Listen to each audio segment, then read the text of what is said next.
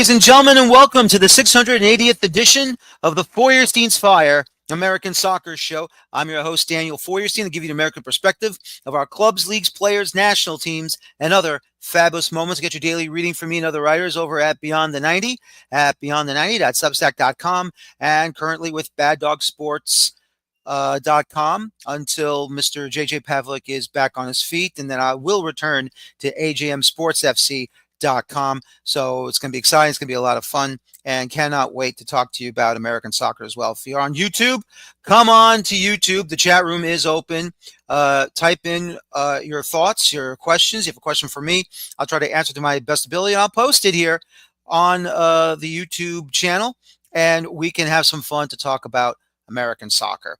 Before we even get into American soccer tonight, let me just go ahead and give you my thoughts about the current situation, and that is, of course, the one-match suspension given to both Jordi Alba and Lionel Messi. Let me just say this right now. They got what they deserved. They refused to go. They didn't want to go, and we all know now why, what happened. Messi had tickets to see Coldplay. Now, obviously, he was not going to have that issue like that other gentleman did with that so-called mistress. But I promise you, ladies and gentlemen, at least we know he is faithful to his wife. But let me just say this right now. And let me just once again tell all of you, this is an event that Major League Soccer continues to put up every single year. Every single year, MLS designates one of their stadiums to host the MLS All-Star Game, whether it be against a club from Europe, a club from South America, a club from Mexico, or MLS All-Stars versus Liga MX All-Stars. And all of a sudden, he doesn't want to show up. And, you know, Don Garber, while I give him credit for sticking to his guns and giving both Messi and Alba the one-match suspension, obviously, they were upset. They have nobody to blame but themselves. They said they missed it. They didn't want to be a part of it. And Don Garber had to do what they had to do. Now, personally, I believe All-Star games now for soccer, I believe, is now a waste of time. It is a waste of time. And unfortunately for them, they need to understand this one thing and one thing only. When you are playing in a country where All-Star games are a part of their fabric, here in North America, in the United States, and even in Canada, we have it all the time. It's important for them to showcase the best of the sport in that league.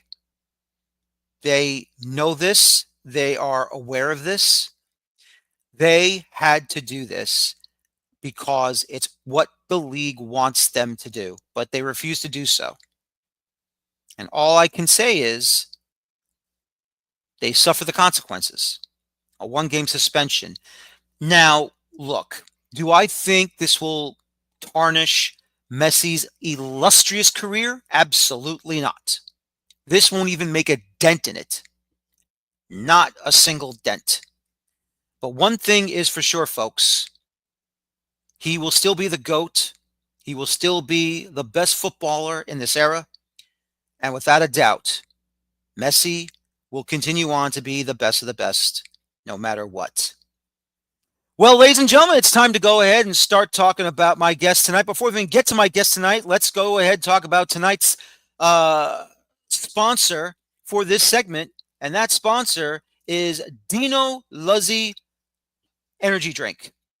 Before we dive in, let me tell you about this segment sponsor. It's Dino Luzzi Energy Drink. When I need that extra kick to power through match analysis and late night transfer rumors, there's only one drink that delivers automatic Italian energy, Dino Luzzi. Crafted in Italy with the same passion I bring to the show, because real energy comes from real ingredients, just like real soccer talk comes from real insiders. And now, ladies and gentlemen, as we get ready to talk about that one particular insider, my guest tonight so far. He does cover USL League One for his League One insider, and of course, he's a member of Beyond the 90. Mr. Alex Ashton joining me tonight. Alex, welcome to the show. Good evening. And my friend, my colleague at Beyond the 90, how are you, sir? Hey, Daniel. Thanks for having me. It's great to have you on. Thank you. I also want to say that I hate the All-Star game. I think they should do away with it. Never should have had it, and we should do away with it. No, I agree. I mean, look, when the league got started back in 1996, fine, it was there. I didn't mind the East versus West, but now that's kind of gone towards the absurdity. I just feel it's just time to get rid of it, and it's just not even worth it.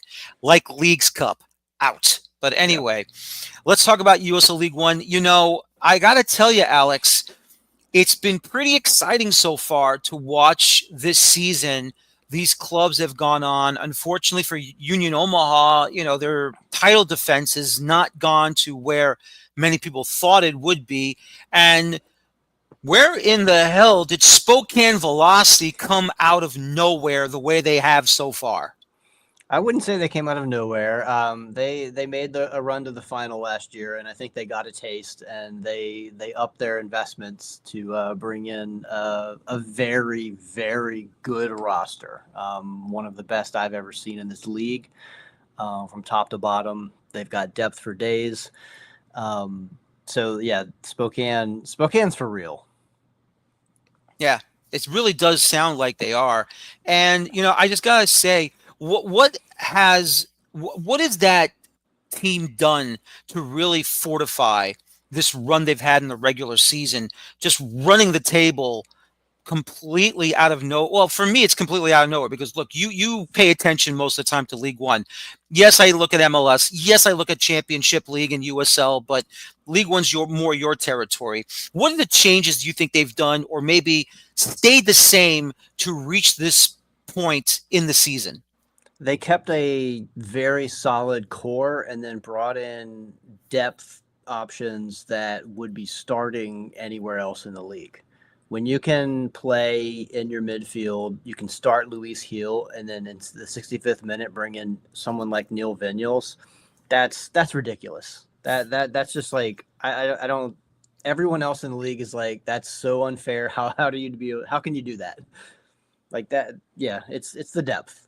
They have the best depth that I've seen in this league ever.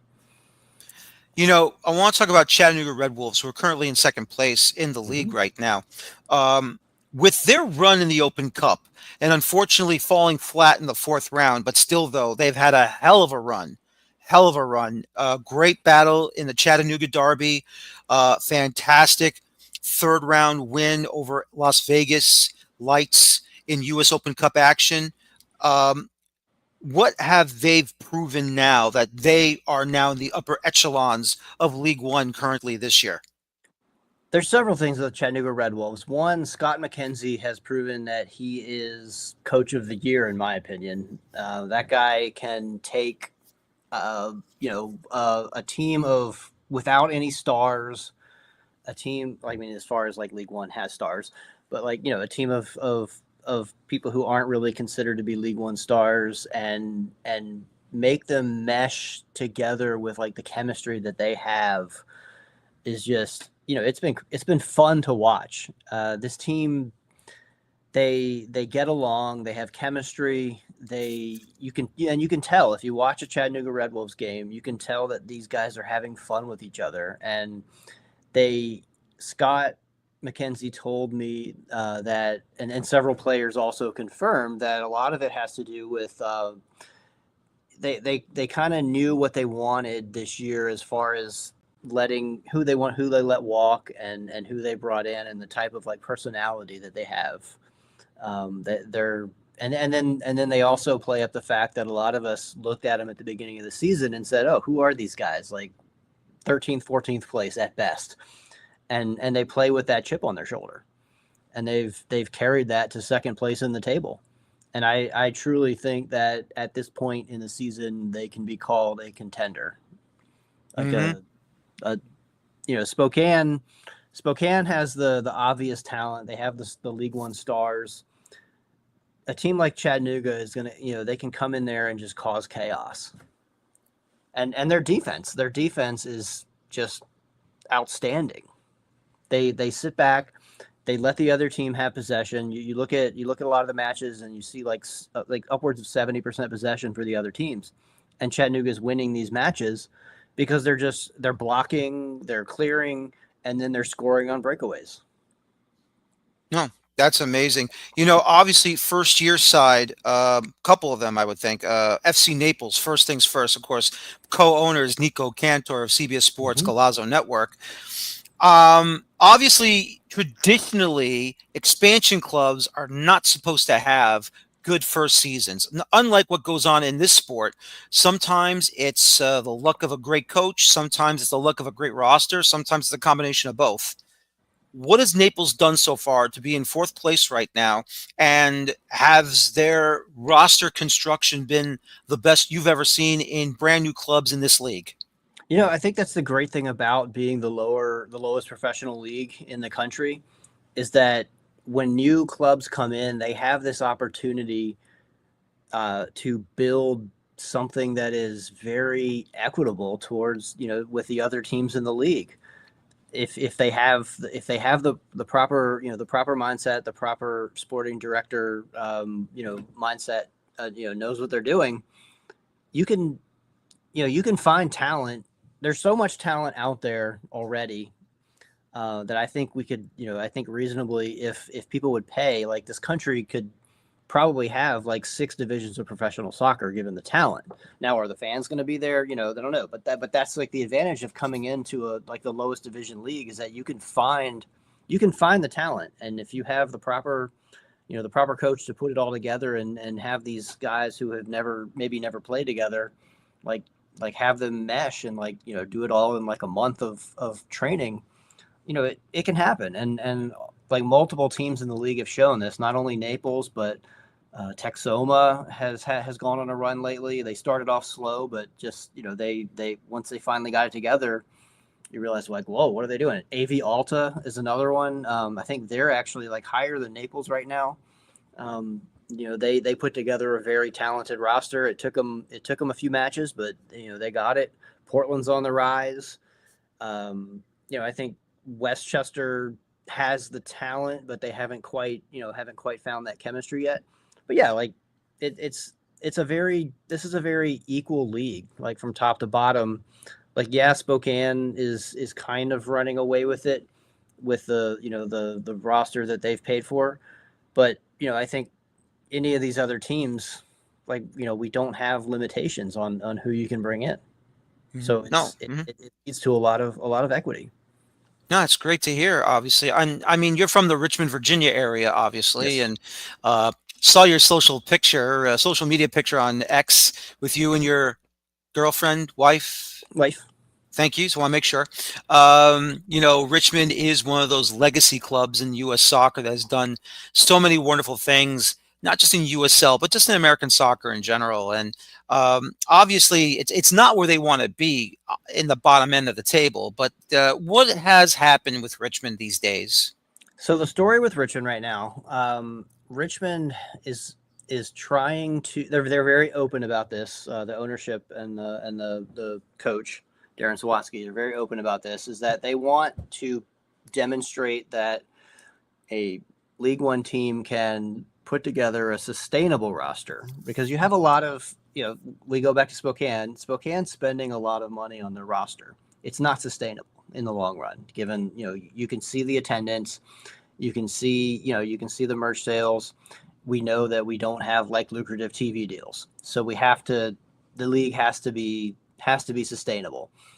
And Richmond's goal is to develop local and young talent, with the goal of selling them on to, transferring up to, whether it's championship, whether it's overseas MLS, and showing the other teams that this is how you create a sustainable team, and this is how you create a sustainable league.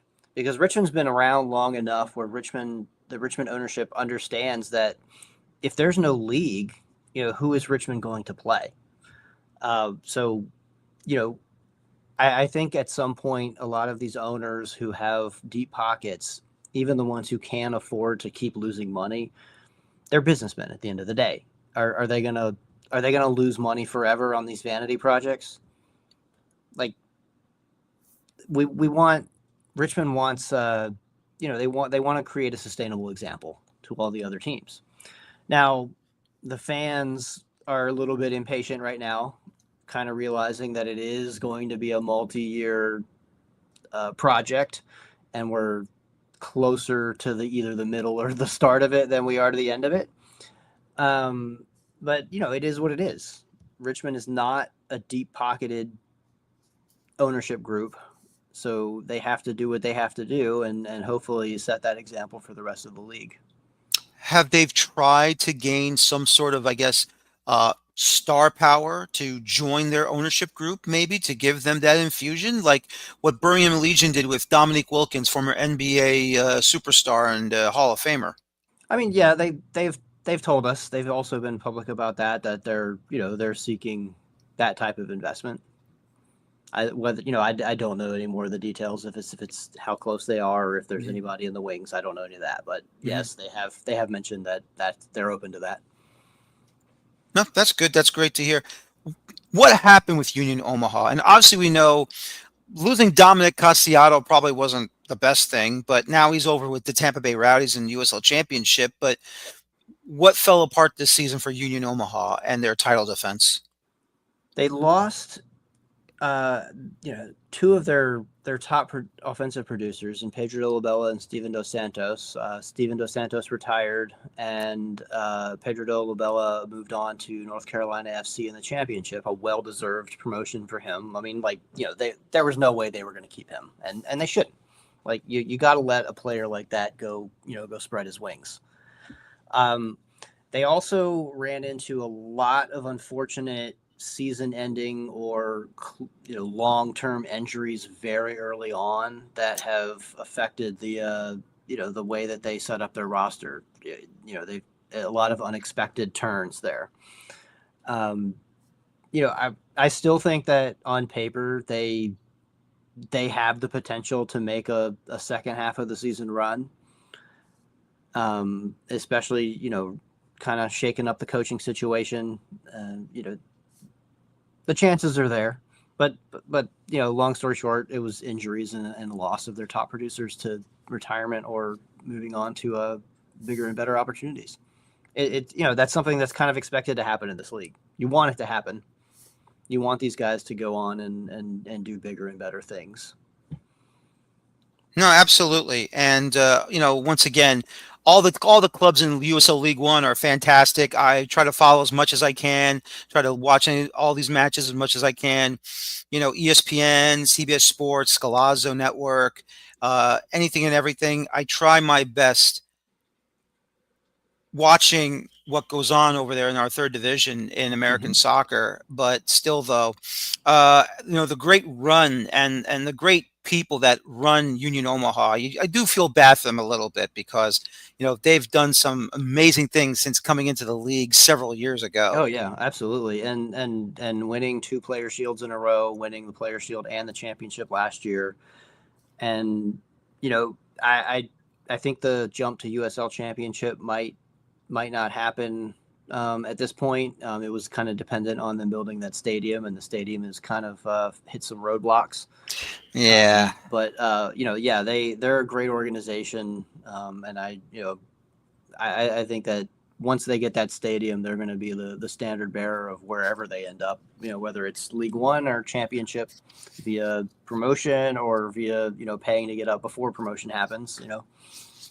No, absolutely. And that's the one thing I think that USL, not just championship, but League One as well, stadiums are a must Absolutely. to stop using, whether it be college stadiums, recreation parks, minor Baseball league baseball fields. stadiums. Exactly. I mean, I'm happy AV Alta transformed Yeah, that minor league that's a baseball beautiful stadium to a facility. soccer stadium. It really does. It really looks fantastic. I've watched a couple of their Open Cup games this year in the Open Cup in 2000 for this season, Mm-hmm. and it was just wonderful to see how they added the stands at the north end. Yep. And of course, the extra seats, like what probably used to be right field, right center field, that says AVA for Avialta.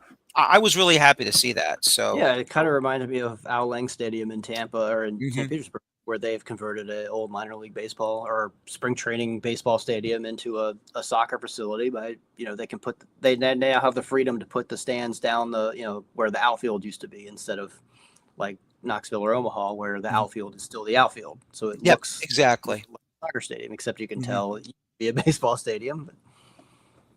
Yeah, I still say, obviously the township of St. Petersburg owns Al Lang. I would love for them to just get rid of that outfield wall and just put permanent seating over there. That's what has to happen. Yeah, That's what I believe. I think it's time for that to happen. I know I Stu think Sternberg still runs the Rowdies. That he's selling the Rays. I still feel he should sell the Rowdies to somebody that wants them, because I think he should just be out. Period. But that's yeah. just my opinion, of course. Unfortunately, I think that stadium will probably go away before that happens. Yeah, yeah. We'll see what happens there, but yeah. So let's go ahead and talk about some of these expansion teams coming now. Hmm. Obviously, is it a little disheartening because we thought we were going to have both Santa Barbara Sky in California and Brooklyn FC starting in League One, and then all of a sudden now they're going to start in USL Championship. Does that hurt USL League One, or do you feel, look, whatever they want to do, wherever they want to start, they can go ahead. We'll get more teams. I think with the number of expansions in the pipeline for both leagues, I don't think it hurts that much. It was, Brooklyn was going to be a great market, but ultimately, I think it's probably better that they started in the championship, being Brooklyn. Santa Barbara, that one could probably go either way. I mean, Monterey Bay is doing okay. I think that Santa Barbara probably could compete in the championship, and as far as attendance and quality of play as well. So neither of them particularly surprised me when they were announced. I was tracking Santa Barbara for a lot longer, and you know they went quiet for a long time, and then suddenly popped back up, and then a few weeks later, after they popped up, we're like, hey, we're going to the championship. Like, it's like, okay, you know, we've got enough in the pipeline right now in USL One where I don't think it hurts that bad. That's good. And speaking about that pipeline, why not have a former U.S. men's national team midfielder and a soccer Hall of Famer, DeMarcus Beasley, bringing in Fort Wayne United? That must have been a great shot in the arm Yeah, for USL League One to get him and that club in there. and Fort Wayne FC, they're not only do they have DeMarcus Beasley, uh, they also are building a stadium that is going to have a capacity of, I think, 9,200. So they're ready for promotion. If they, if that project is a success and they can bring in a decent amount of fans, like 5,000-6,000 fans in USL One, they're going to be ready. They're going to be ready to win the league and go up. And I think they could probably do it. I think What I so hear about too. that market, and what I Yeah. hear about their current USL League Two hype, and it's an exciting project. Like, who would have thought, like, Fort Wayne? But I didn't even know where Fort Wayne was. Honestly, I had to look it up on the map. Like, oh, okay, there's Fort Wayne. It's a big, decent sized city in Indiana. Like, Mhm. No, it's fantastic. And another club that's coming up from USL League Two, and that's Corpus Christi FC. When I saw the article long, long time ago, not too long, but that they were going to create their own stadium before even going into League One, I was so happy to see that, because I said to myself, look, I don't care which league it is, as long as we're building stadiums for the game in this country. mm-hmm. That's all that matters to me, because that's the only way that if we have more stadium projects being constructed, it will make the game stronger and it will grow even better. But for them to make this move into League One with this stadium construction, obviously, that Mm-hmm. was fantastic as a double shot in the arm. Yeah, and I've spoken to some owners who have made the transition into USL League One without their own stadium, and they said they can't overemphasize enough like how important it is to have your own stadium, because then you control sponsorships, you control the schedule, you're the primary tenant, and it just makes everything so much easier and brings in so much more revenue. And I think next year we will have, let's see, Boise has their own stadium, Corpus Christi will have their own stadium, Eugene, if they join, they'll have their own stadium. Fort Lauderdale, think they, I think that's the primary Mm-hmm. stadium for them and the women's team. Fort Wayne will have its own stadium. The Cosmos, are they share? I think they're sharing with a minor league baseball team. Yes, they are. Yeah, that's going to be a little Hinchcliffe bit. Stadium, very Yeah. historic place. Sarasota will have its own stadium. So 6 out of 7. That's pretty good.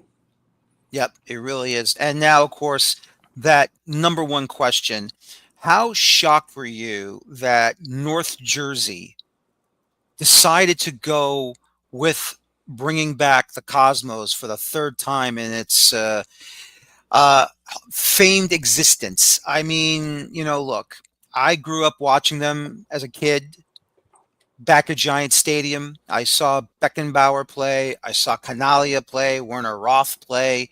I only saw Pele when he came back for a old timers day for the old Cosmos against the new Cosmos sort of thing. And then, of course, Shep Messing, famed goalkeeper of that club back then as well. Um, that name holds a lot of water and a lot of history, and you got to be careful with it. When you heard they were gonna, it was the part of the ownership group was a part of the NESL Cosmos for the second time around. What were your thoughts when you heard this? So yeah, there's a lot of history there. My father has stories of going to see Pele when he was younger. And before I was born, and I'm 44 years old. So it's a lot of history there. Damn Uh, you, 44-year-old. I'm 52. Damn you. No. I'm one of it too. Go ahead. Yeah. So yeah, we'd heard rumors about this for weeks leading up to it, and I still didn't believe it. I still didn't think it was going to happen until they started hyping up that press conference, and was like, oh, okay, maybe this is going to happen. I love it. Bring it back. Why not? It's publicity for the league, and I think like all that publicity is good publicity. I know, like I've talked to some of my friends and associates, and I've kind of like grumbled about how much hype they're getting, how much attention they're getting from like mainstream voices who usually only cover Messi, Messi, Messi. But you know what? They're covering our league, and maybe they'll stick around when they find out that the Cosmos are going to be playing Texoma and Tormenta and Spokane. But I like the attention. It's good. That's great to hear. And anyway, ladies and gentlemen, if you want to read more of Alex's articles about USL League One, the League One updater is available once again at Beyond the 90 at beyondthe90.substack.com. He'll join him and myself whenever we write about our articles of the game over there. Once again at Beyond the 90 at beyondthe90.substack.com. That's Alex Ashton of League One Updater. Alex, thanks again for joining me tonight. Come back anytime you want. More USL League One discussions and Open Cup whenever you get the chance. And I will talk to you again soon, my friend. All Thank right. you very Thank you, much. Daniel. Bye. All right. Once again, Alex Ashton of League One Updater through Beyond the 90 at beyondthe90.substack.com. Now, my next guest. Now, normally, every once in a while, I like to go a little off the pitch, talking about how our players can benefit through special ways, through nutrition, getting through injuries, with trainers, personal trainers that have worked with soccer players in the past or currently. And my next guest right now does that, Mr. Oscar Smith, joining me tonight. Oscar, I notice in the green room you have a special friend with you. Where is he or she? I put him back in the bedroom. Oh, you can bring him He- on for his TV time. It's okay. I love well, dogs. It's all right. yeah, he's my my best buddy. He's a Great Pyrenees, so he's a very large. And here comes my other one. He's I Okay. got to put him back. Oh But no, go bring him back. over. Bring him over. It's okay. I don't I mind. appreciate it. There he Thank you is. for that. Yeah, he peeked in really quick. He's That's okay. the alpha male of the pack, so to speak. I see. So you're beta. No, I'm just joking. I'm just joking. Yeah, Anyway. I am the beta. But How are anyway, you doing? I'm doing very well. Thank you very much. Now, you're located in New York City, correct? Correct. I'm located in Tribeca, New York City. Been there for Tribeca. 22 years. 22 years. Tribeca. Well, I'm originally from the Bronx, so I know New Okay. York City very well. Grand Concourse, East 202nd Street by Bedford Park Boulevard. So Oh, yeah. that's the, East that, Tremont Avenue and everything else like that goes that's there. right. That's The right. Boogie Down Bronx, the That's birthplace right. of rap. That's And right. most people don't realize that the history. Rap is as old as I am. That's for sure. Correct. They're Well, it's 52 true years because old. I know I heard you discuss that with the gentleman you had on before. It's funny you brought up the Cosmos because I remember the team as a kid. And to touch upon that, I think it's great. Like you said, that name has a lot of weight to it. It's like when you think of LA Galaxy when they took Beckham, to say, okay, we want to try and make soccer more popular in the United States and get people to come see the games. And as it grows, like every sport, it's just, they remember at one point ESPN had no really time frame to put in sports because you had baseball, basketball, football, hockey came up, and then NASCAR, and then golf. And then we were like, okay, then we have everything in between. They're like, all right, what do we do now? And certain sports always got preferential treatment. And the top three were basketball, football, and baseball. That was it. Yep. Those were the Yep. top three. Yeah, everything else was kind of filler. It was like, all right, what do you do? All right, we got nothing else to do. What do you got? All right, let's throw a NASCAR thing in there. All right, let's do that. And then golf came up because of Tiger Woods, where the golf channel was funny because that was like known as the sleepy channel. It's like, all right, you just put that on like background noise. That was it. Exactly. So we've all watched the evolution of how soccer has finally come into our television lives and watching the sport from across the pond and now domestically here and south of us in Mexico and all the way down in South America. It's great. So just to talk about yourself here, you have your own personal training business right now in New York? Correct. Yes, I have a private training studio, and like I said, in Tribeca, New York. And what happened years ago is that certain athletes, celebrities, stuff like that, they could not go to a normal mainstream gym. And it was funny because they all explained that to me that I go into the gym, I always get some fan who wants to take my picture, get autographs, or tell me how I suck. And it's like, okay. And it's a normal thing. And he said, I hate New York fans in particular because they're very passionate about their sports. Of So course. even if you're at a dinner table or anything else like that, you always have that problem. So in New York City, I worked at a gym and for a guy in Tribeca, and he was lacking that basically that niche of what was needed of people who said, I can't go to this gym, I can't go here, and because of camera phones when they first came out, a lot of the Victoria's Secret models or supermodels were like, dude, I just come to work out. I don't want, yeah, exactly. I don't want anybody taking my picture, putting it on YouTube. And back then it was their Facebook profiles. Everyone putting it on this, whatever. And now it's about selfies. And so the privacy was needed. And that's what I did. I made it so it's private where they can come in, get a great workout and be very nonchalant about it. Like, unlike now, of all the YouTube channels and influencers and all that, people don't want to be on camera. And also, they're in their off season, as in most players, soccer, baseball, football, whatever it is, they have to continue the train.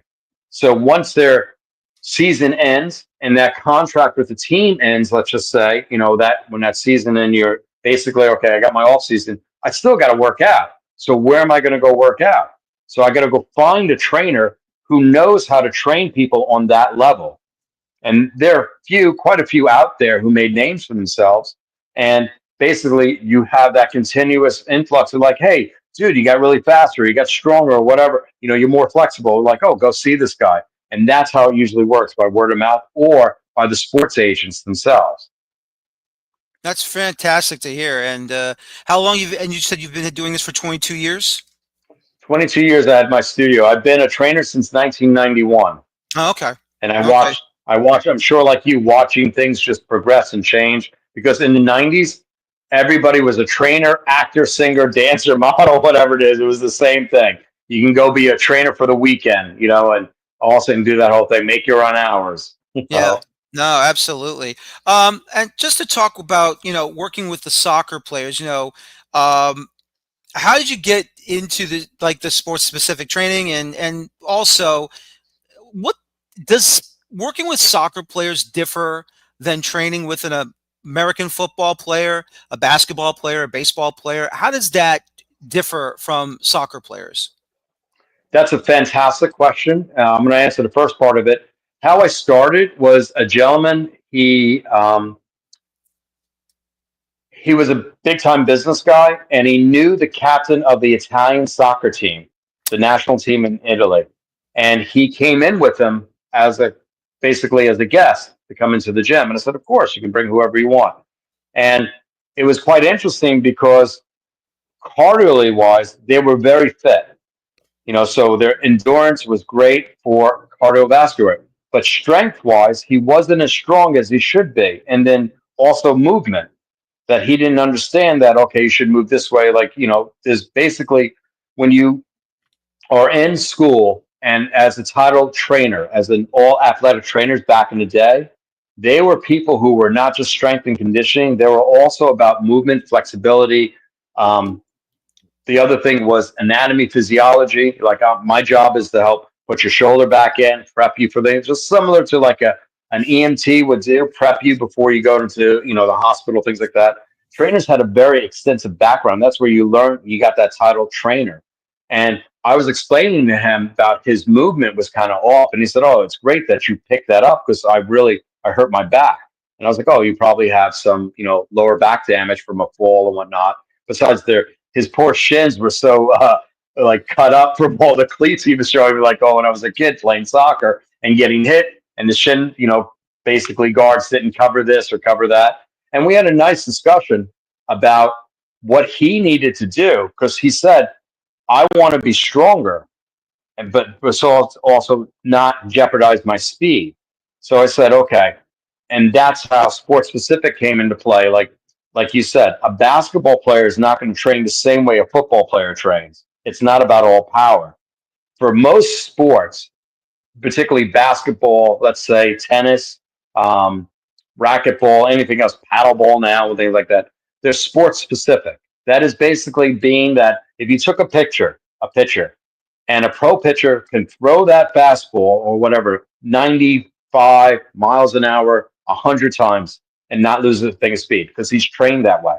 And the same thing of a soccer player, he's trained in a certain way to dribble that ball the same way, go between his legs, spin around, all that lovely stuff, which is kind of cool watching you guys as you've seen in years that, oh my God, I can't believe you can do that and curve a soccer ball. How did you do that to make it go into the net? Literally make a curve, like instead of going straight. And the aerodynamics of learning that, of what it was called, ESPN had a great show back in the day of Science of Sport, showing how a curveball works from a pitcher and aerodynamics. So like you think that'd be like physics is part of sports. And like that's what they learn by basically saying, I gotta learn how to curve this, I gotta learn how to do this. And then also when it comes to speed, how to stop and go. Remember there were certain football players, I think it was Barry Sanders was one, Walter Payton, Eric Dickerson, Emmitt Smith. They were guys who were about 220 pounds, solid muscle. Herschel Walker also, who can pick up from 0 to 60 and stop on a dime and change direction. Theoretically, which is impossible. Same thing what a soccer player can do. I'm dribbling, stop, go, and go. What is called a stutter step. And then speed and sprint on out while still keeping control of the ball. So finish that question again is that every sport, the guys have to work on their basic skills. So every sport, they start with that and then picking up the fundamentals from the basic skill to take it to the next level. That is the key thing when it comes to training sports specific or pro athletes. You tell them, what's your weak point? And what's your weakest thing? And then that's where you say, I'm going to bring that so it's your strongest or equal with your strongest thing as best you can. Every time we're pro players, they have to get better because they know they only have a couple of years before the next Messi comes out or the next Agassi or anyone else or someone's always going to come in out top you. And age, as you said, you're 52. Age catches up with you quick when you're in pros. Right away, you're like, oh man, that guy hit me hard, or that guy took off, and you're like, you don't want to look like you're sitting there like, man, I'm old news now. Yeah, no, absolutely. You got to make sure that you stay on top of your game. And even when the next best player is coming up after you, you got to make sure you can compete with him or against him. What is some of the biggest misconceptions that people do have when it comes to fitness for soccer players? They think right away that they can't put on weight, as in 5 to 10 pounds. I explain to everyone, it'll take you 3 months to put on 5 pounds of muscle. And if you do it properly, 10, 15 pounds, what that does, it makes you more dense or dexterity. Like if you ran into me, you'll literally bounce off me because I'll have that solid mass plus the law of inertia. An object in motion stays in motion, so a bigger object knocks it out of that. And that's the whole thing. When you have that little bit of mass, the misconception is that I'm going to lose speed. No, you work on your speed. If you sit next to or stand next to an Olympic sprinter, their anatomy physiology chart, specimens right away. And they're usually big guys or girls. They're not exactly little skinny things who can still do a 4.440 easy or, under a 9-second 100-yard sprint. It's funny because that is the misconception about everyone when it comes to some sort of weight training or resistance training. You don't have to be like right away. You're not going to be a bodybuilder by just lifting some weights. And it was implemented. If you look at the men's Olympic swim team for over the past, let's say, 20 years, you saw how Phelps and the guys in the team, they're tall and lengthy. They put on a little bit of muscle. That muscle endurance also helps your cardiovascular system and your O2 level so you can go stronger, better, faster. And that's the difference I explain to everyone when it comes to sports specific training. Do you want to lift that thing once or do that once, or you want to do that 500 times? And that's when that endurance comes in. The saying used to be, if you played 90 minutes of full soccer, where you can correct me on this, it was like running a marathon. Back and forth, stop, go, sprint, stop, go, backpedal, everything else. It's literally that more cardio, and you're like, ugh. Right away, you're sucking wind. You're like, man, I got to go run. I remember who was the gentleman from Colombia, Montenegro? Forgot Freddie Montero. Freddie Montero, exactly. He would run sprints. Literally, he would work out like a sprinter and a track and field athlete more than just a soccer player. And it was kind of wild because he said the key in this game is speed and being able to go. And then what speed added to it was the precision of like, I got to kick the ball here. I got to do this pass, do everything else. But 9 times out of 10 was being able to take off right away and keep that speed or keep generating faster while keeping control of the ball. Because it's funny, if you give a soccer ball to a track athlete, that ball's going to go somewhere else. It's not in front of him.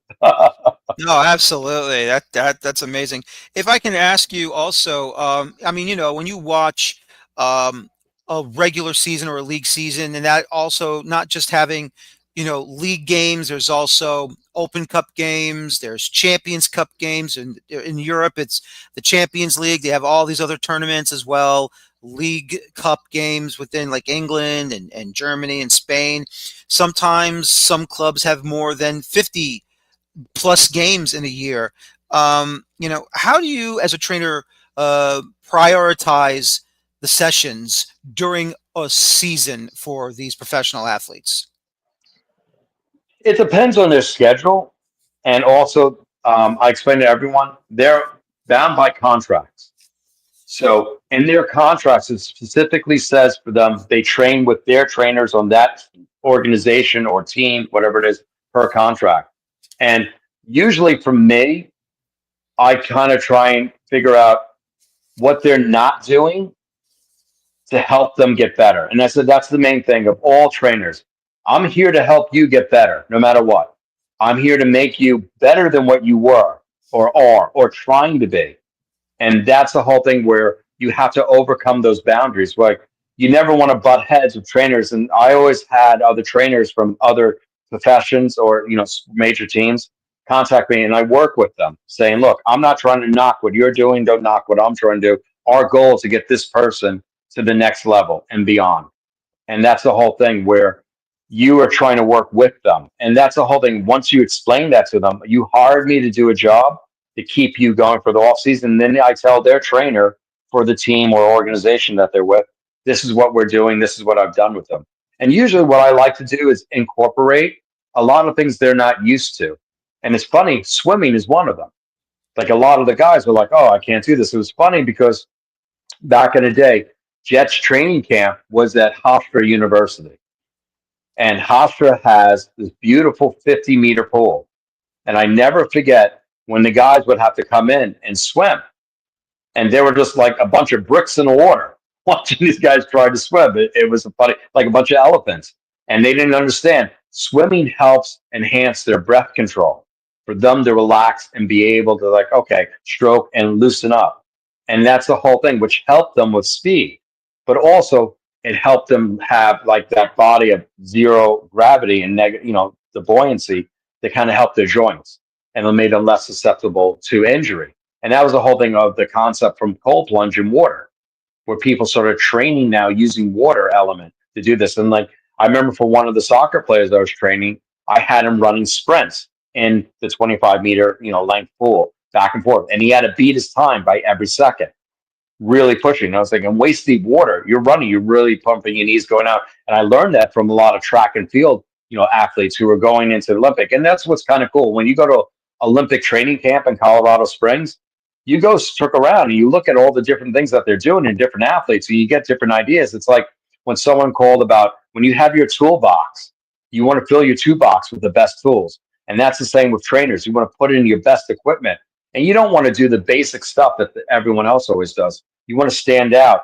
And the best way to stand out is knowing, one, how the human body works. Two, also keeping up on trends and what's new and what's going on and what works, what doesn't work. But most of all, thinking outside of the box, thinking for that player, what is best for you. And what I liked about when the Italian soccer guy, he wound up coming to me on his own in the off season, coming back to New York. I think he had a girlfriend in New York, as a matter of some model or something like that, which was funny. Don't blame him. Tons of models in New York running around. But he would come back and he would give me great feedback, or like, hey, I'm a lot stronger. I'm doing this now. I'm doing that. I definitely picked up a couple of seconds in speed more and stuff like that. Your stuff is really working. I like the band work. And I was like, oh, thank you so much. And then he started telling other athletes, hey, go see this guy, go talk to this guy, And it was funny because he wound up meeting a NASCAR driver I was training at the time and didn't realize, you're a NASCAR driver. He's like, yeah, I'm an F1 driver as well. And he was on the Red Bull team. And he was just like, that's really cool. And he was like, oh, that's really cool. You're the captain of soccer player. And it's funny how guys from different sports, and they meet other guys from different sports who are like the top of their thing, whatever. They're like, oh, that's cool. It was kind of wild, like, a bunch of like superheroes together. So. No, yeah, it really is. I mean, do you have to do specific training? Because there's obviously 4 different positions. You have the goalkeeper, defenders, the midfielders, and the forwards, strikers. Do you have to differentiate your training skills with different positions on the pitch? Of course. Yeah, of course. Absolutely. That's the whole thing. Strikers, when you think more than anything else, what we just talked about, speed and also accuracy of hitting that ball. Midfielders, they're a little bit like, okay, I'm not the striker. I'm not going to run out and do that. Correct me if I'm wrong. Soccer terminology. And the other guys behind him are going to be like, okay, I'm not going to go and do this, because it's like, I think of soccer like that of lacrosse. You had different zones, attack this and defend and whatnot. Like the goalkeeper's not running out there to go, okay, I'm going to go run and kick a goal. That's not what I want to do. I'm working more hand-eye coordination and deflecting the ball, catching the ball. So that's his sport-specific skill. The striker all the way up front is like, my job is to score. So how am I going to score? I got to think of my skill set of goal, hitting that goal. How am I going to do it? How am I going to do it? but also with that skill set is speed, endurance, stamina, and then strength, a little bit of strength, being able to like just push off that defender for me, not really block them or Emmett Smith stiff arm as I call it, but enough where I have enough strength to block somebody off me or just push them off the side. And that was interesting because I was explaining that to him. Like when I was training Brady, I explained to him, your core is very important for you. When a defender grabs you, you were able to make a 360 or 180 turn. That guy is going to shrug right off of you, not just because of your muscular size, but just because of think of the dynamics of that, the physics. I'm going to rush into you. I step out, turn, you're going to keep going. And that's holding that strength of being able also to pick up your legs, plant it, and go. That's like we all see those classic football things of the guys literally running over the other guys, just bumping them and knocking them down, literally stepping on them. And that's the whole thing where if you don't commit, same thing like soccer players where they just take off from other guys, which is kind of wild, or knock a guy down. And like, he banged into me. I'm like, I didn't do anything to him. He just literally was like, let me go hit a tree and fall back down. And that was kind of wild where I said a lot of sports started now, going back to like Olympic swimming and the swim team, started implementing strength training, whether it's band work or resistance training, whatever they have, or light weights, moderate weights. It helps a lot with everyone, men and women, when it comes to sports. And like I said, you know basically how your body feels and how it doesn't feel, like how it moves. Like a soccer player will go to you and say, I'm not moving the way I used to. Okay, maybe you put on a little too much weight, or you have too much muscle mass, or my flexibility is not there anymore. Let me work on that. And that's another big thing with soccer players. The number one injury is what?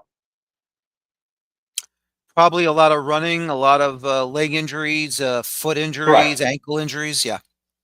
Number one would be hamstrings. Yes. So because they run so much that they'll pull their hamstring. And then we'll talk about other major, ACL ligaments, meniscus, stuff like that. And then when it comes down to Achilles, that's shot. That's usually actually that Achilles thing.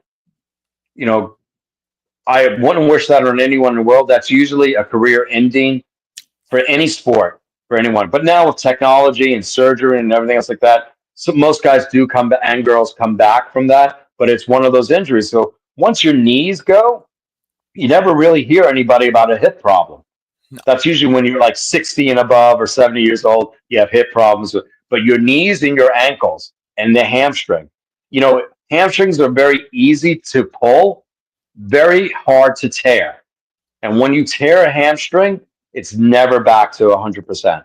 And at that level, you got to be 110%. But you never heard in all your years of soccer, no one ever tore a hamstring, tore an ACL, maybe did this here and there. Same thing, a calf muscle, because that part of our body, like our abs, people don't understand. By you breathing, you're constantly using your abs. That muscle is designed to work 24/7. And that's your quads, your hamstrings, your IT bands, your calves, everything down below your waist. That works 24/7, whether you realize it or not. So training it and keeping in condition and whatnot, that's the big thing for soccer players in particular, because down below the waist, that's all their work.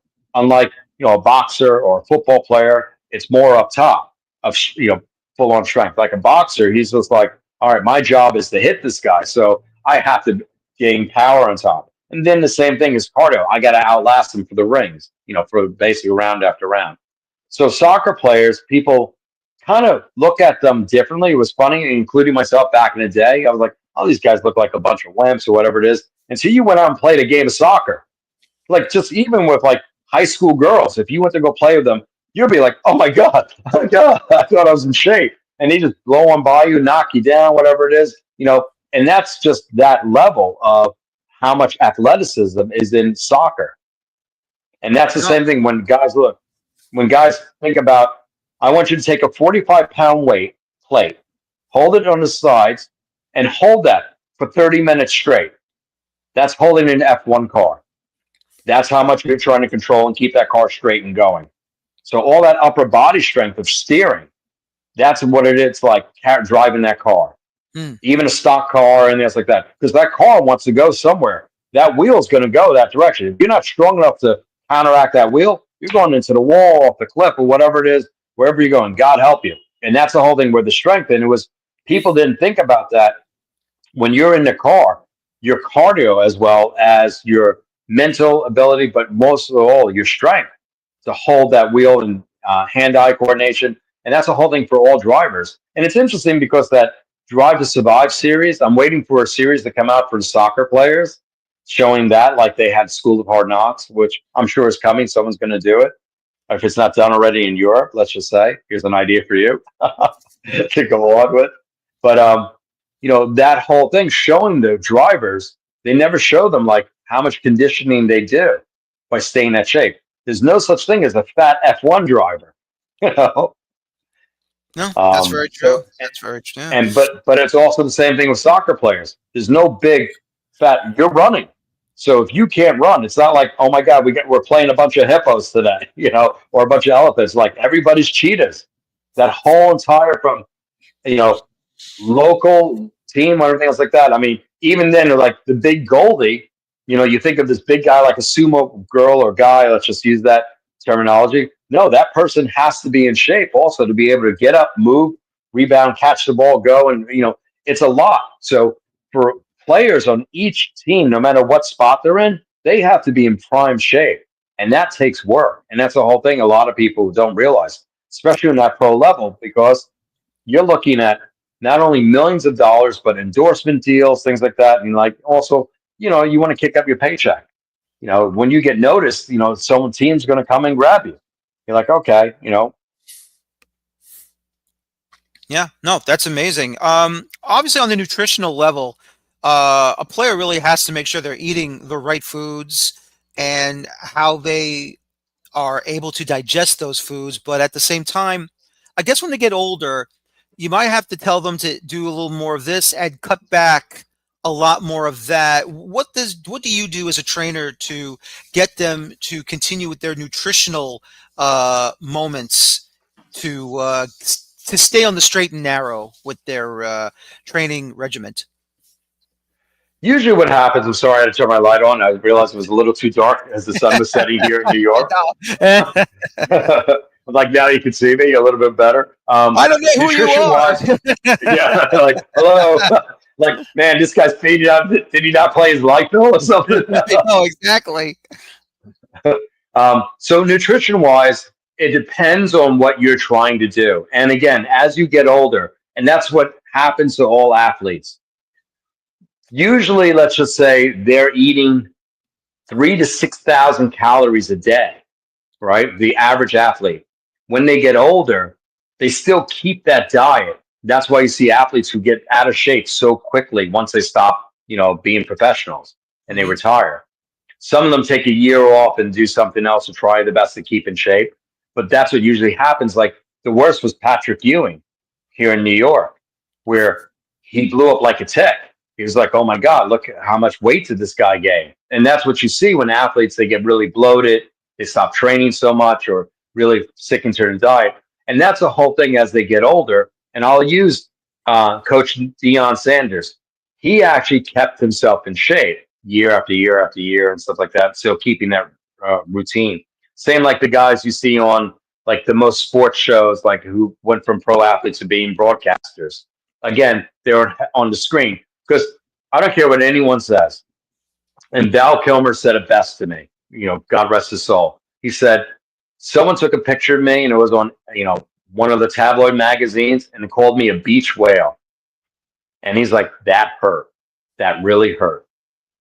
And I was like, oh, and no one wants to go like, I went from being in great shape to being in really bad shape. And with that comes with bad dieting, drinking, alcohol, everything else, bad food, things like that. Because when you are in training camp, you're on a very strict diet. And that's the whole thing, is keeping that diet and keeping that regimen. Especially as you get older, for years, let's say you're playing a professional sport for at least the average used to be 5 to 10 years. Now guys can play professional sports for a good 20 years. So there's no excuse for you guys to fall out of shape as you get older and then go on to coach or mentor or whatever it is with teams or organizations, which is great. Yeah, I mean, I can say for myself, I had to change how I had to eat. And when I made that change, it really made me feel a lot better.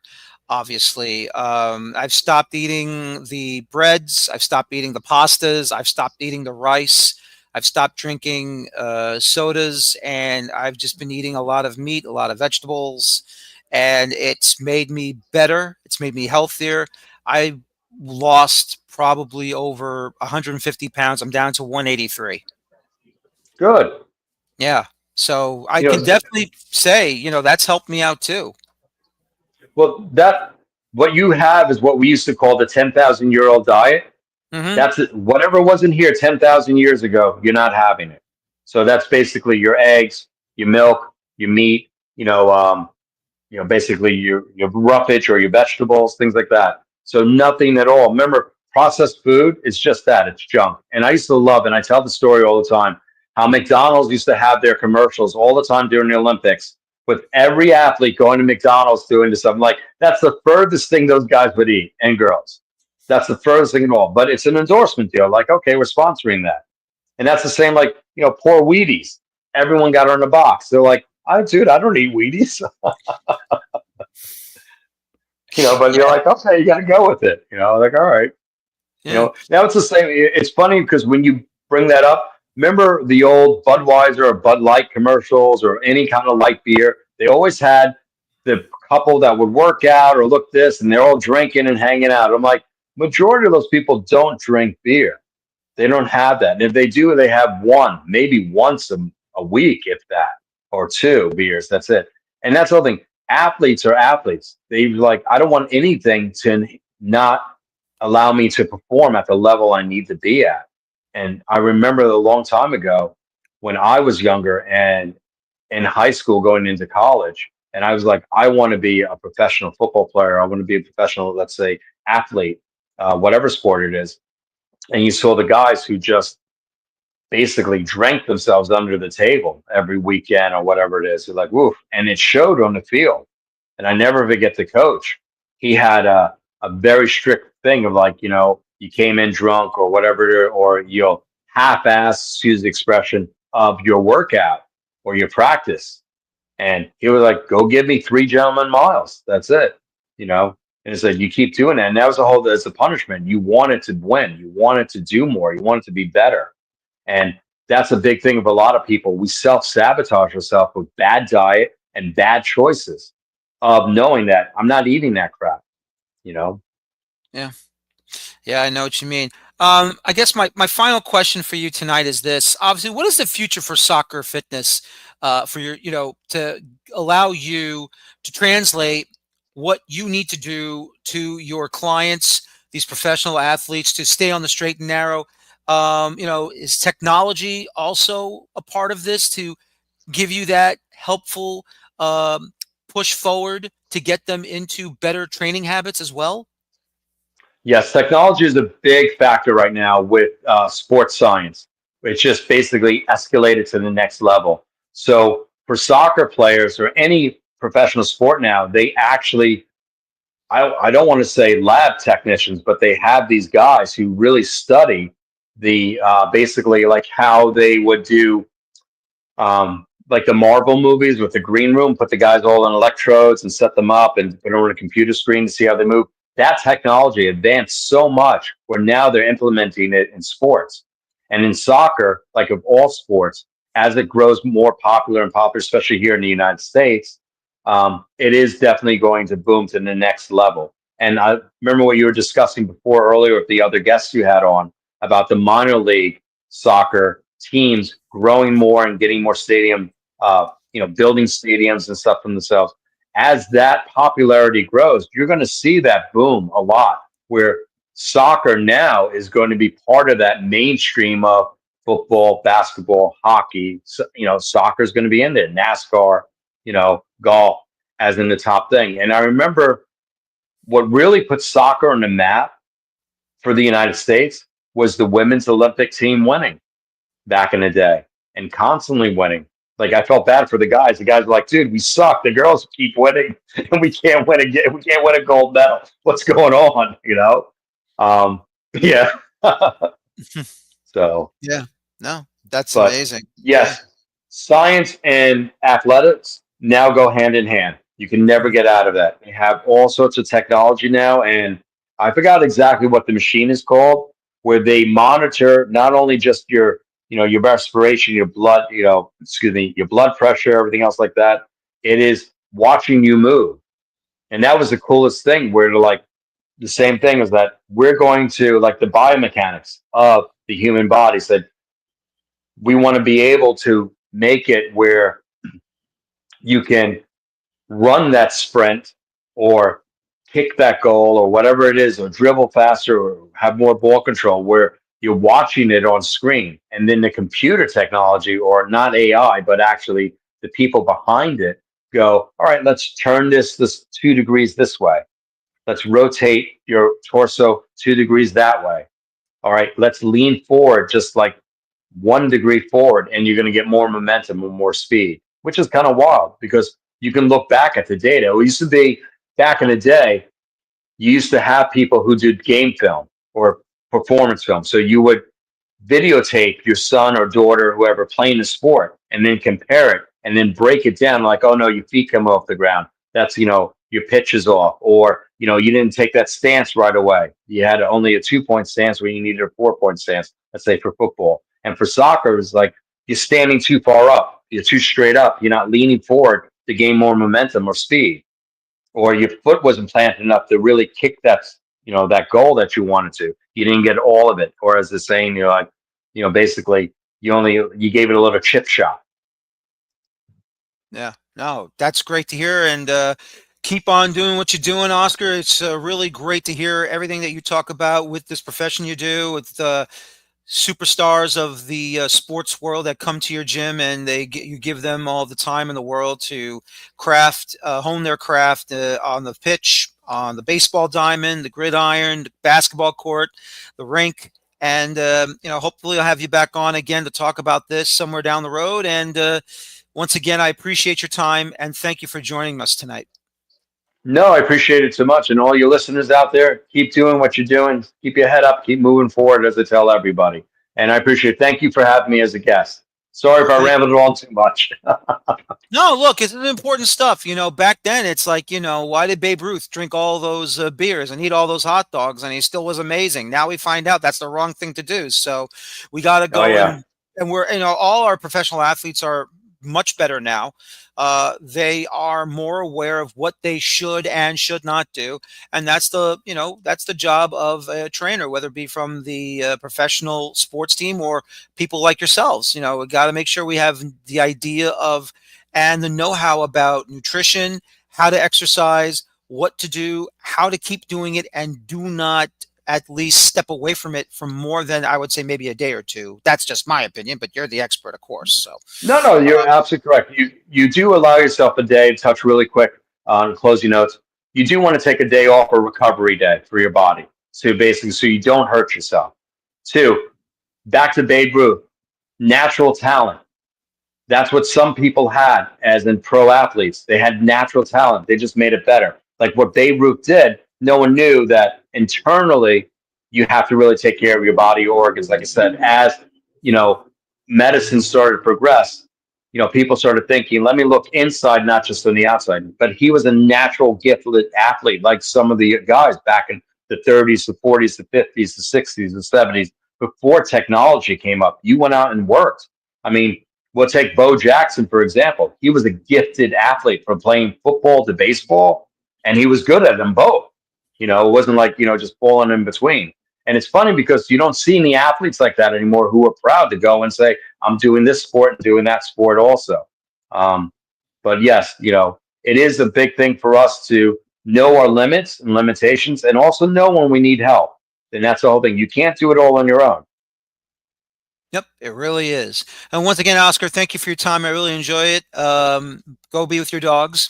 I know Thank they're you. missing you badly, but thank you very much for your time. I really do appreciate it. You have a good night, No, sir. thank you. You too. Thank you. Bye Thank you, bye. Oscar Smith, the professional sports trainer, to the sports stars, and to anyone else that wants to uh, hang out with him over at his Tribeca Studios in New York City. Now it's time to talk about the New York Red Bulls, and what can you say? They fell to a final of 1-0 to the Chicago Fire through penalty that was reviewed by VAR. Now, obviously, while it was the correct call, I have to admit it was the correct call, that Alexander Hack, yes, he slid tackled for the ball, and yes, he did get the ball, but still, though, the ball did get him in the arm because his arms, while trying to keep himself upright while on the floor, tried to balance himself from not going all the way down. And the way his arms were positioned did make him look bigger. Now, I will say this, and look, once again, the law for the penalty was correct. Without a doubt, that law was correct. My feeling, though, and this is just my opinion, and once again, I know I'm going to be wrong on this, and that's fine because I'll have a bunch of referees on me telling me, well, you're wrong. And I understand that I'm wrong because it's in the laws of the game. And I respect the laws of the game, and they must be respected all the way through. I would like to see maybe somewhere down the road, because the intention at that particular moment was you're not making yourself look bigger, that you're trying to keep yourself upright while sliding down. You got your legs down on the ground, your butt's on the ground, your arms are out a little bit and your hands are down, and you're not motioning toward the ball. I would like to believe that's a natural position when you are slide tackling like that. Now, should he do it in a different way, like maybe a baseball player slides into second base or into third base? So be it. That would be a lot better. But we don't have that.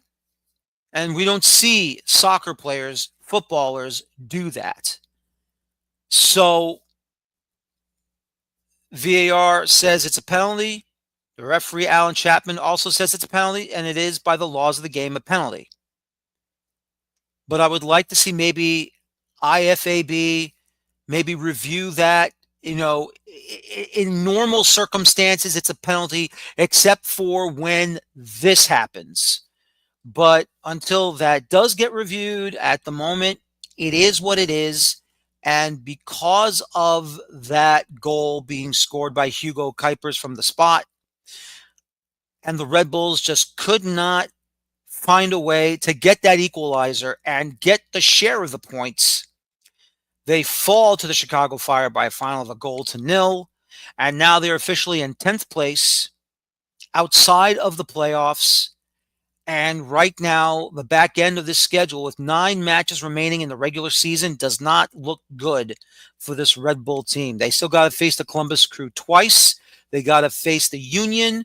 They got to face Real Salt Lake after their Leagues Cup segment.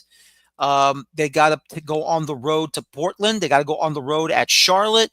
They still have to play at home Cincinnati. Right now, it's not looking good for the Red Bulls. And while the transfer window is still open, it's still open until August 21st. So for all of you that are still whining and crying about where are the moves coming from, who's coming over here, where are you, Jokin? The window has now been open for 4 or 5 days. And right now, the only one they've gotten was Gustav Bregren. Is that enough? No, absolutely not. It's not enough bringing in Gustav Bregren. Can he help the midfield? I think he can. Is it going to be enough? That's the question. We don't know. But all I can say is this, is that right now, both Julian de Guzman, Jochen Schneider, they really need to work overtime to bring over someone that's going to be coming over here and just give this club a shot in the arm and put them back over the playoff line and put them into a better position and hopefully make the playoffs and continue the streak. Until then, maybe this is it. Maybe this is the season they don't go to the playoffs. Maybe this is the season it's all over and that streak gets broken. But until then, we got 9 games remaining. We'll have to wait and see. Chicago is still not a good team. They're still in and out.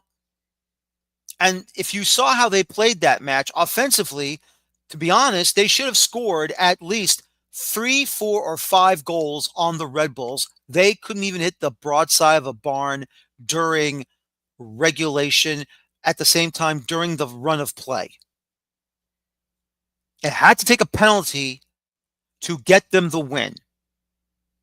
Period.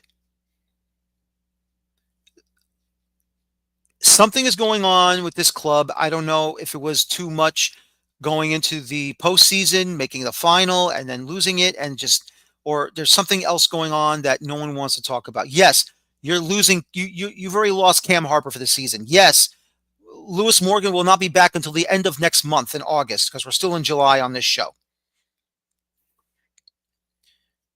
And many thought Timo Werner was going to come here, and it looks like he won't be coming here. Rumors are now circulating. He might go to Borussia Mönchengladbach in the Bundesliga. And I mean, Leipzig doesn't want to keep him anymore. They don't need him. They already said they don't want him. That if he does rejoin them, which he has, he'll be on the bench and he won't get a sniff of minutes at all. And while, Werner, I understand he wants to remain in Europe, I guess, because he wants to make the German national team. Look, he needs to understand that the World Cup will be here. If he came here to play, he'd get his minutes. I mean, if he does go to Mönchengladbach, will they play him? I don't know what's in their plans. I don't know if they believe that he can do it still. Because if they're going to use him, they'll probably use him as a substitute. Then what? At least you come here, you're going to get starting minutes. You'll be paired up top, probably, with Choupo-Moting. So, my feeling is this about Timo Werner is that I think he's making a very bad mistake. I think he needs to come here. I think he needs to come to MLS. You'll still be a starter. You'll still get starting minutes. And plus, you'll have the layout of the land. You'll give your German side and extra motivation, at the same time extra information, and then everything will be okay. But I think this is where his foolishness, but at the same time probably his agent, is also screwing him over. So we'll have to wait and see with that. But until the transfer window closes and we only have Gustav Bregren to come over here, I think everyone at Red Bull land needs to just basically calm down, sit back, wait for news.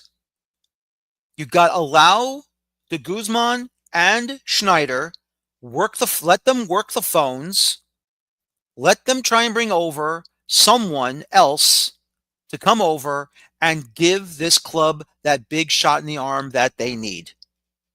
Okay? And if he fails this window, then you've got every right to let him have it. Then you've got every right to shout him down. You have every right to tell him it's not good enough. You failed us. Why did you fail us? But until then, calm down. Allow them to work on the phones. Allow them to put themselves in a position where they can make these transfers happen and that it can help the club.